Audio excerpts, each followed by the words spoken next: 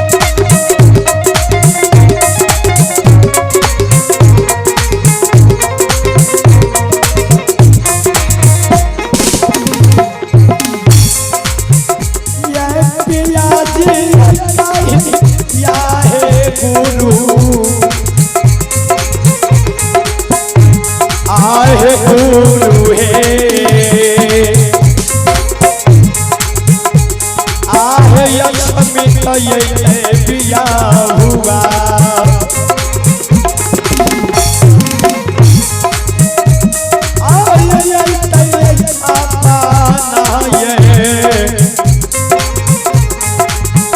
रानी है तू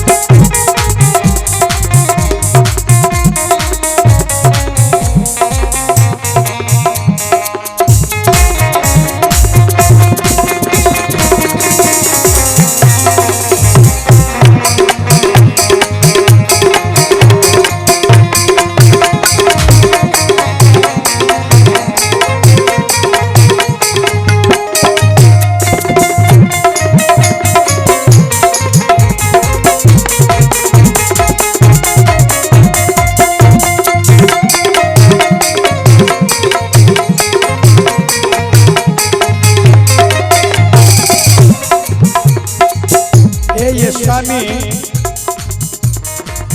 राजा रानी भवन में बिछा रही है।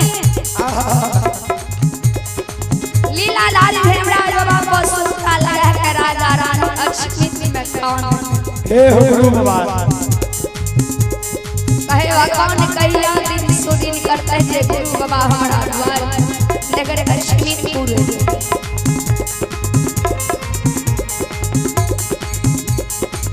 तामे बाबा ज्योति ए हम पापा या धिया हो जाके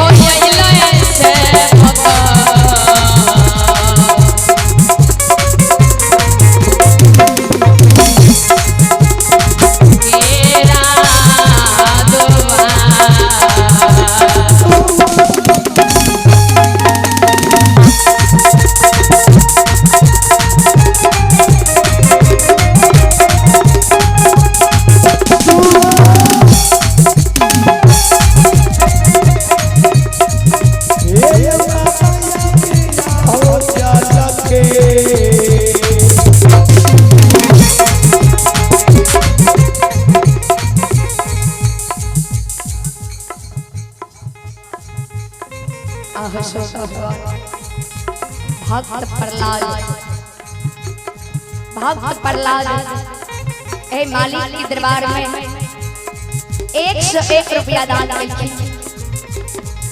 महादानी के शरण में नमन करती हूँ। एक बार नहीं 1000 बार। ही माँ भगवती ही माँ सरस्वती ऐसे संसार में भटकारा से ऐसे वक्त के संसार से मेरा पार करी है।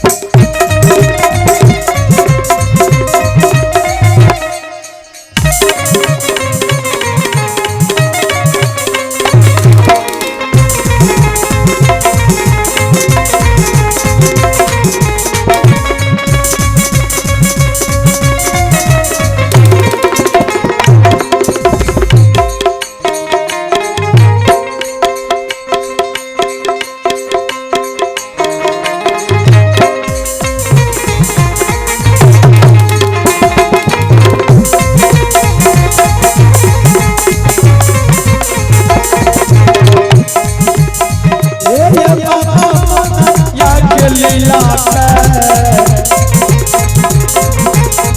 ए रचैया धमा जपा ए हो बाबा दुलारुआ हो महाली काली नारे। जब ज्योति बाबा आए आ जल के भार लाके आ 14 पथ गोसे के संग में मैंने राजा छैया के द्वार पर पहुंच जा। अच्छा में नगरे जापा गुरु ज्योति बाबा यही ले जब